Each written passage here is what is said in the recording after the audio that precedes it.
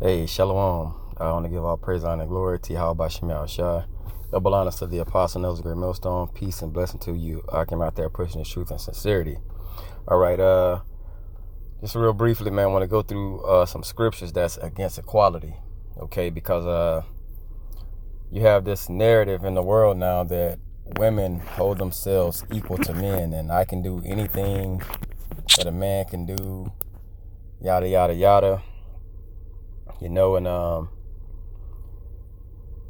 it's blasphemous the way that these women try to come out and make music about it. You know what I'm saying? You're fighting for equal everything when you're not equal. Okay? Come on, man. We got to go from the beginning of time and forward. You have kings and rulers, and that's just what it is. Okay? Women wasn't set up to be ruling nobody. Like, come on, man. You have a female. Now imagine now if we had a female president. Just imagine. This woman has what you call a cycle or a period. Okay?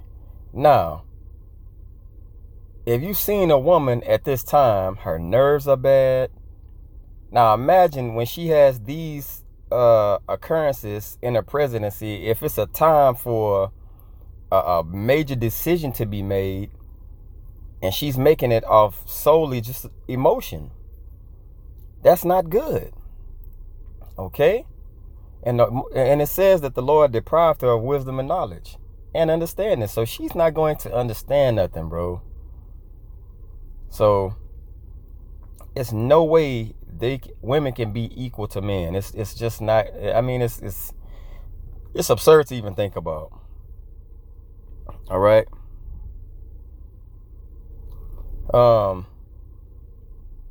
And we go to the definition of woman, and you realize when you're dealing with Esau and his definitions, he's going to have a pile of shit with a diamond buried underneath it, and you're gonna have to dig for it. Okay. So in the scriptures, when you see woman, it's a helpmate. That's what she was created to do, to be a helper. So when you look at the definition right here, it says a woman is a servant. And that's what a woman is. A woman is always a servant. That's why when you have, when I grew up, and I'm pretty sure if other brothers grew up similar, that when we did celebrate holidays growing up, when those things did occur, you would always have the women in the kitchen cooking, okay, and bringing the food to the men. All right, that's a servant. That's what they're naturally bred to do. There's nothing wrong with that. That's just your position. What's wrong with it? That's the way it's naturally set up to be. Look at a lion and a lioness. She goes out and gets all the food, and the the male lion eats. Okay? I mean, it's just natural. No one says that a man was going to be a tyrant over you. Okay? So I mean, but it's gonna be what it is. You know, and Esau pushes this narrative, and when you mainly see it, it's in the so-called Negro household. Look who's pushing it, like Candace Parker and like all these singers making songs that's independent and all that. You know what I'm saying? It's always our people doing this dumb shit. You don't see Ammon and Moab promoting that kind of shit. It's always our women, bro. But this is 1 Peter. I'm going to read chapter 3. I'm going to start at 5 and read through 7. It says, "For after this manner, in the old time, the holy women also who trusted in the Most High." So first of all, they had to trust, okay? "Adorned themselves, being in subjection." So they fashioned how they lived their lives under their men, because sub means under, and to eject is like to push yourself. You're basically pushing yourself somewhere. In subjection Okay? You're under someone's rule, under their own husbands. Even as Sarah obeyed Abraham, calling him Lord, whose daughters ye are, as long as ye do well, and are not afraid with any amazement. Likewise, ye husbands, dwell with them according to knowledge, giving honor unto the woman as the weaker vessel, and as being heirs together of the grace of life, that your prayers be not hindered. So by you holding this woman on a pedestal, that can stop your prayers from being answered, bro. You know what I'm saying? You don't put no woman on no pedestal and be under this queen of heaven spirit. Yeah, shit, I mean, bro, you also don't be a tyrant to where you just, you know what I'm saying? But they have to fall in place. But this is to show you, this verse is basically showing you that the woman is weaker. If something is weaker, that means they're under something. So it can't be equal. That's like saying Satan is equal to the Most High. No, he's not. Okay? Genesis 3:16. Unto the woman he said, I will greatly multiply thy sorrow and thy conception. In sorrow thou shalt bring forth children, and thy desire shall be to thy husband, and he shall rule over thee. And the reason it said this is because this was the setup. Because by the laws being broken now, and death falleth upon everyone, it was said because the woman would not naturally be in order anymore.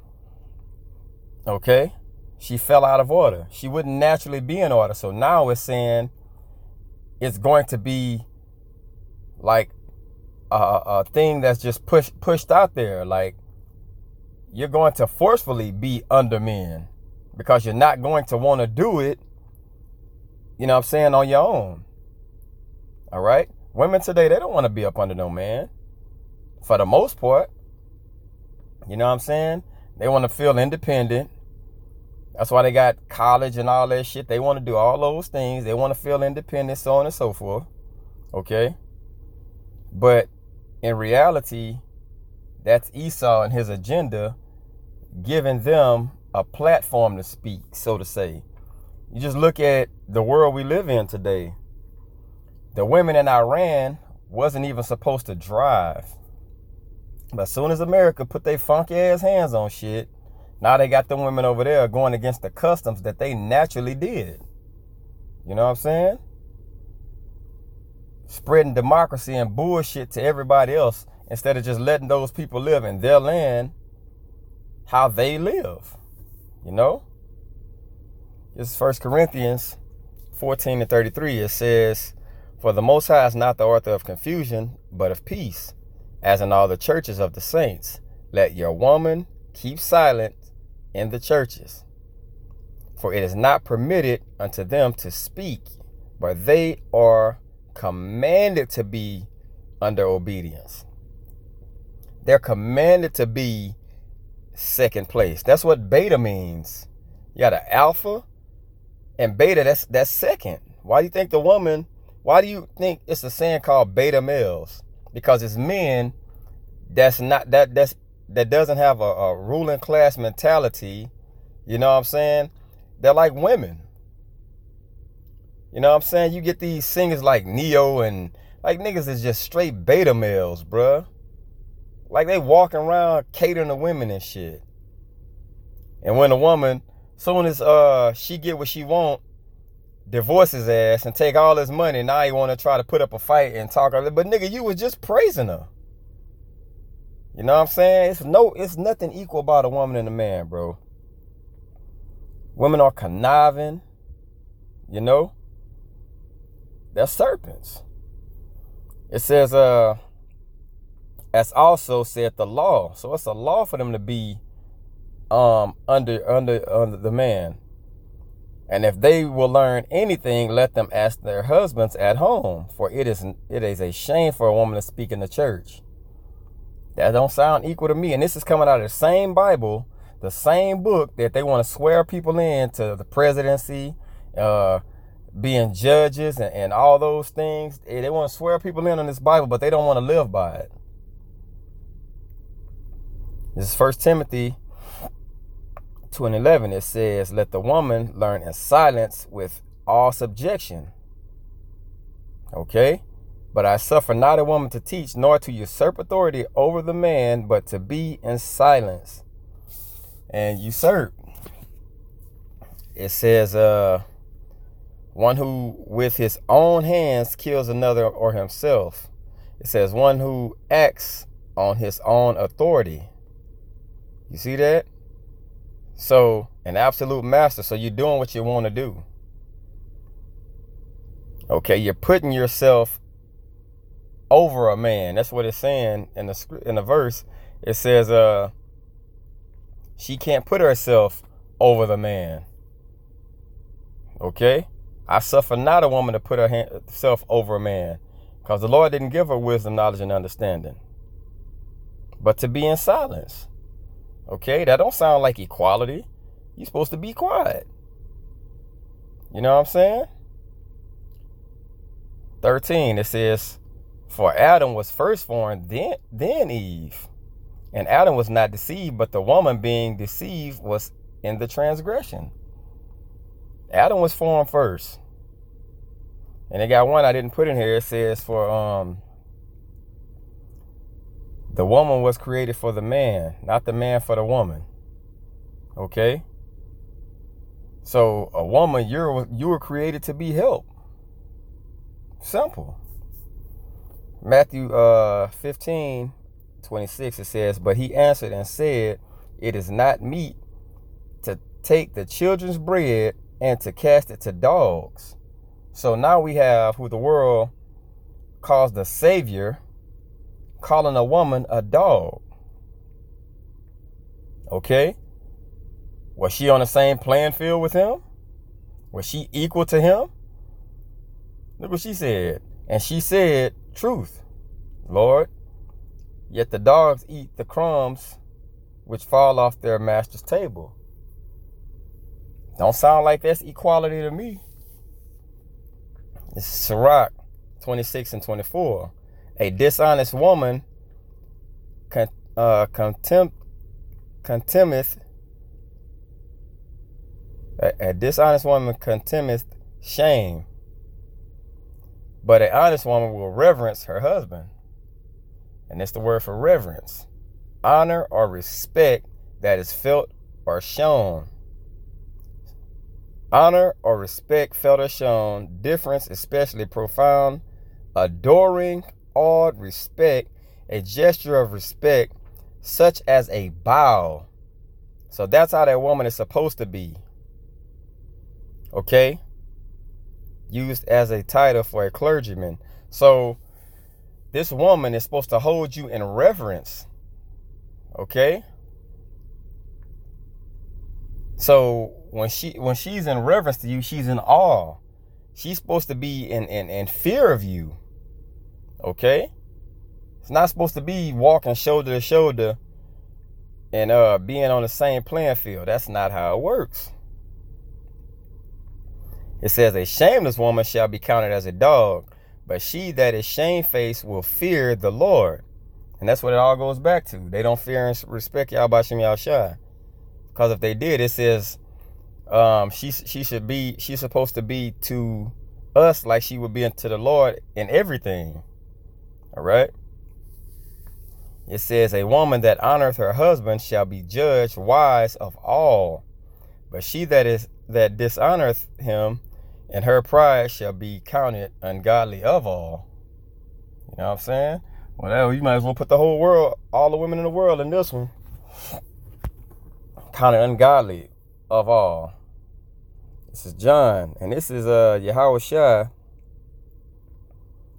and the woman at the well. It says, John 4:15-16 says, the woman saith unto him, Sir, give me this water that I thirst not, neither come hither to draw. And look what he told her. Yahushua saith unto her, Go call thy husband to come hither. Why? Because it's in the law And it's just something that's in us to be, to not speak to another man's woman. You know what I'm saying? Like, go get your husband. I don't want to die, you know what I'm saying, to have a dialogue with you. Go get your husband. All right? Because all things are going through the man. And I experienced this. Me and my wife, we went to, and kids, we went to hibachi. And it had a little girl in there, and the dad was like, she's in beauty pageant. So she seen my wife and was like, she said, the man looked me in my face and said, excuse me, sir. My daughter says your wife is very beautiful. He didn't look straight to my wife and say, my daughter said that, because that's a sign of, that's how men deal. Like, man, I'm not going to go talk to your wife. You know what I'm saying? Like, it's just, it's natural. That's the way it's supposed to be. All right? But it's no such thing as equality, bro. Women will never be equal to men. Hell, you in your house and it's a roach on the damn wall or whatever, or a spider. Man, they jumping, you know what I'm saying? It's like scared of little things. So how are you gonna be a protector and you scared of a spider crawling on the wall or something? And if a man is in the house with his wife and you hear something rattling at the front door, what man is gonna send his wife in there to check on that?